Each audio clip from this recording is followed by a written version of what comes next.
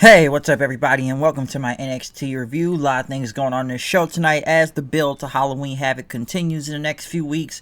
What do we have going on tonight? We do kick it off with the Undisputed Era, Roderick Strong, Bobby Fish, and Kyle O'Reilly as they were out there. Kyle O'Reilly still not medically cleared to compete right now. Basically got on the microphone, talked about how they would have handled Ridge Holland last week because they're trying to figure out who still attacked Adam Cole, but obviously Ridge Holland, which is that's very unfortunate that what happened to him last week, which is, that was bad, okay? That was just, very, very unfortunate incident, and he's gonna be gone for a while, it looks like, because, yeah, and I've said before, the guy is just green. That's why I always kind of wonder where this big push was coming for him, but just after what happened last week, yeah, this guy's probably fucked for a while, so I don't think we will be seeing Ridge Holland until way kind of down the line, I should say. So they basically said they would have put him in the hospital themselves, so I guess they still got to figure out where they got to,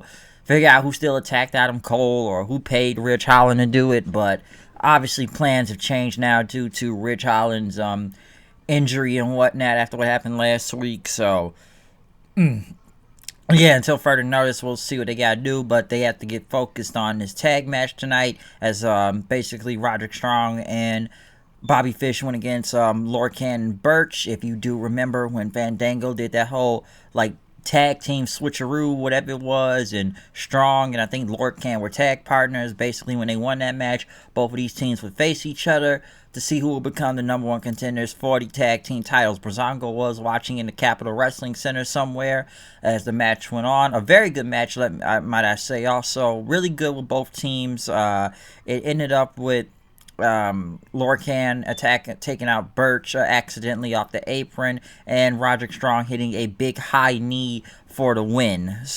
For the win and whatnot. So basically they are now the number one contenders for next week's show, so they do have a title match, but still a very good match in general between Brazongo and Brazongo. I said Brazongo, a good match between Brazongo. A good match between Undisputed Era and Lorcan and Birch, but next week I should say Brazongo and Undisputed Era will have a good match. Next, they went to an update on Finn Balor's excuse me, an update on Finn Balor's injury ever since he had surgery on his jaw and whatnot.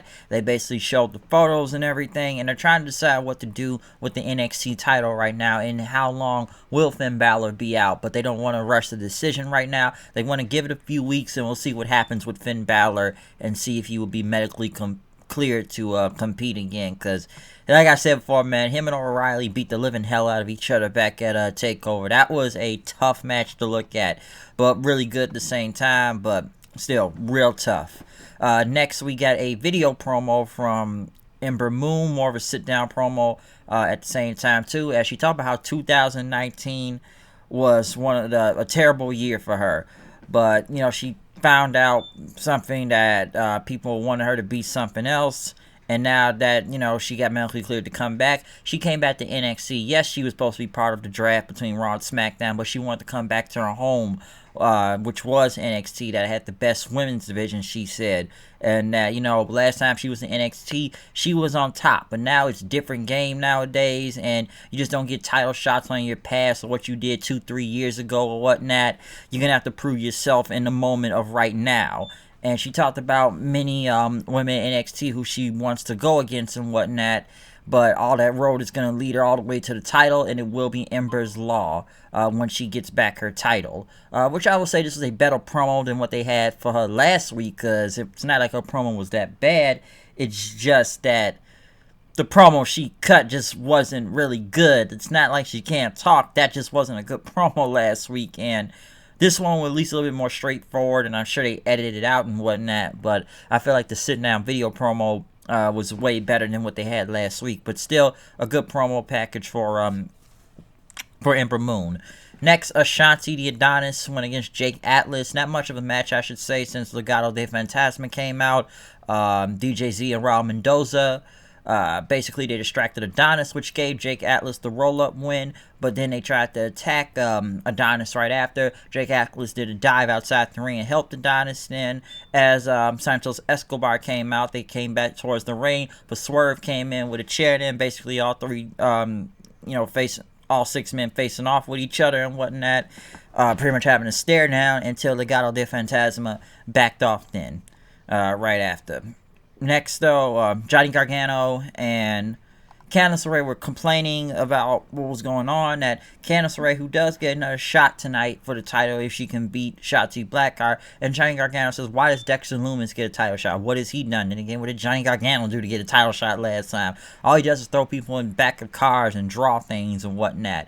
But then he went on to talk about Austin Theory. He talked about he's very talented, but he's not ready to face Gargano, which I will say this. This was another very good match between Gargano and Theory. Theory, who's had very good matches in the past few weeks, but continue to still take L's. Some would say he's jobbing to the stars, which is kind of true when you think about it. Which, yes, he talks all this shit and everything and says how good he is, but he's taking too many L's at the same time, too. Yes, does he look credible and have these credible matches? Yes, he has. But when's he ever still going to get a win? And this is kind of like a heel versus heel thing, too, if I'm not mistaken, between Gargano and Theory. But, this was still good. Gargano did end up winning with the one final beat and whatnot. But I don't know what they're doing with Theory right now. It's just like they're having him out there. They'd have him cut like a quick promo and doing these matches. But, I like I said, I still think the guy looks like a creator wrestler. And I still think he needs a gimmick or something in a way. But he is good, though. I will say that. It's just, they just got to get him into something that's going to work. It's just he's been taking one too many L's, if you ask me, for weeks now and whatnot. Ciampa was watching a promo in the back. Well, not a promo, but I guess I had a video package of him watching what happened last week with Kushida and Dream getting involved. Basically, I don't know if it was a dream in that, but he said he's dead, so we'll see what happens next week with him. Shotzi Blackheart, who came out with her Halloween tank. Of course, she's the host of Halloween Havoc in the next few weeks. Went against Candice LeRae to see who would get a title shot at Halloween Havoc, which this was a very good match, as some say. Shotzi Blackheart didn't kill herself damn near this time in a match, and this was good. But when Candice LeRae was knocked to the outside of the ring, Indy Hartwell, which, they've been kind of teasing that with her for a bit more and more, basically handed her some brass knuckles and hit Shotzi with, so Candice gets another title shot. I actually thought it was going to be Shotzi Blackheart EO, given because it was Halloween Havoc and everything. That would have made some sense if you ask me, but I think they want to save Shotzi maybe for a takeover down the road against EO for the title, if that happens and whatnot. But next we had Killian Dane and Spud there. Once again, this oddball tag team we're doing. Spud's trying to convince Dane to join. We got merch, we got swag. They even got a little graphic cartoons of themselves and whatnot. And we should call each other the Furry and the Fury. As I said, we got a tag match tonight, which Killian Dane was like, tag match? Another one? Like, you kidding me? And whatnot? Which he didn't like they were going to do, but they're going to be going against Imperium tonight. We did have a Tony Storm quick video package as Robert Sona and Aaliyah were out there, which of course Aaliyah was basically going to be at a job to Tony Storm, basically making her re-debut since the last time she was in NXT. I don't think nobody really knew who she was, so I guess it's a re-debut, which was a little good quick showcase for her just to beat Aaliyah and whatnot.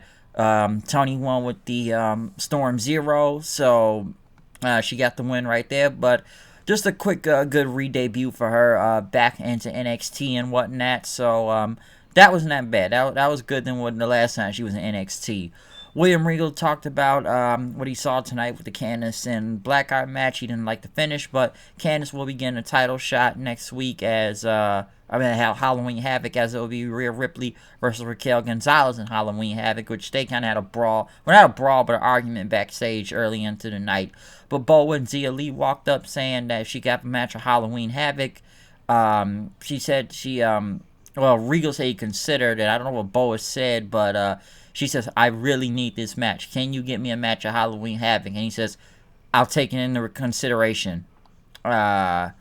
Next, Spud and Dane and that Saturday morning sitcom music they came out to, which Killian Dane said, turn the music off right now. And And Spud's like, we didn't even get to the whistle part. And they went against Imperium, which Imperium ended up winning, hitting their big finisher on Spud. But then right after, Discount Young Bucks came out, Everrise then pretty much taunting Spud until Dane knocked them down and basically says, no one doesn't beat you up but me, as he told Spud to get up then, and their little whistle music is Spud's dancing, and Dane's like, I don't want to do this. So they're really trying to get this oddball team. I don't know whether to like it or I don't know whether to hate it or not, wherever this thing came from, but they're really trying to make this oddball team work or whatnot between Spud and Dane and this very weird team or music they are doing right now. They're really trying to get this over, okay? But next we had Damian Priest versus Dexter Lumis for the North American Championship in the main event of the show. A very good match, I should say, between both of these two. It ended up with Cameron Grimes hitting a cave-in onto Dexter Lumis, costing him the title. Priest ended up hitting a chokeslam, winning the match, but as Cameron Grimes got in the taunt at Lumis, Priest ended up choke slamming Lumis to the ground for the win then. So Priest choke slammed Lumis. Priest got the win then, but as he was leaving, Grimes came back again to taunt, which did I just repeat myself? I don't even know, okay? Priest ended up hitting him with the reckoning, telling him to stay out of his business, but then next thing you know, before he could leave, Johnny Gargano hit him with a chair then, as him and Candice stood over Priest. As Regal says, you feel proud of yourselves, don't you? That next week, yes, Candice will get at Halloween Havoc, Candice will get a shot against EO for the title, and Gargano will get another shot against Priest for the title, which basically this is just another NXT TakeOver 31 rematches for some odd reason. I almost thought he was about to say a fatal 4-way between Priest, Grimes, Lumis, and Gargano right there. That's what I thought he was about to say. But Regal went on to say that Shotzi Blackheart, the host of Halloween Havoc, where she rolls from the underground, the other side of the stage and whatnot, which I felt like her promo looked like she was trying to memorize the words, or just tried to be over top with it. Talk about at Halloween Havoc, your matches will end up being spin the wheel matches. So basically this is Raw Roulette, but Halloween version on NXT, okay? I almost thought she was about to say some type of Hell in a Cell, some type of weird deathmatch thing going on, or whatever. I don't think WWE does death matches anyways, but some type of match that would have been related to Halloween. But obviously this is some spin the wheel, make a deal, cop a feel, and I don't know, see if you can make a steal, okay? But still, this is Raw Roulette, but NXT version. That's all I'm really going to say about that, okay? But they are doing their best to build up into WCW Halloween Havoc and whatnot. I'll give them that. They're really trying to make this show feel important. So I don't know what to expect from it, but making Shotzi Blackheart the host and this whole spin the wheel, make a deal thing, we'll see what goes on with that. Other than that, NXT was a solid show tonight. Basically, good stuff. I like the main event. I somewhat don't know whether to enjoy the whole Dane and Spud thing.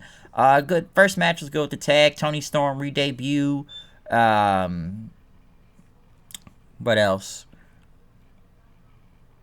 I thought Priest and Gargano was a pretty good. Not Priest and Gargano. Gargano in Theory was a pretty good match too. So NXT wasn't that bad. Pretty solid stuff, mostly to what I've seen. Ember Moon promo and whatnot. So good show tonight. Really good show for NXT and build up into Halloween Havoc. So other than that, that's all I really got to say about this show tonight. Comment, subscribe, tell me what you think about the show. Follow me on Twitter at HoodedKnight890, and we will see you guys later, okay? So other than that, I am out of here. I will see you guys later. Peace out.